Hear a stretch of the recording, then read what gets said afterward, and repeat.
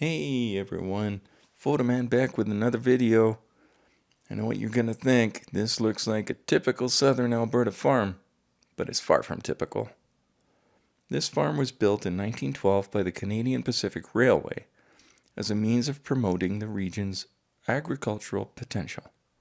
This is the demonstration farm at Vulcan. It's probably been seen by many of you, but you just never knew what it was. Well, now you do.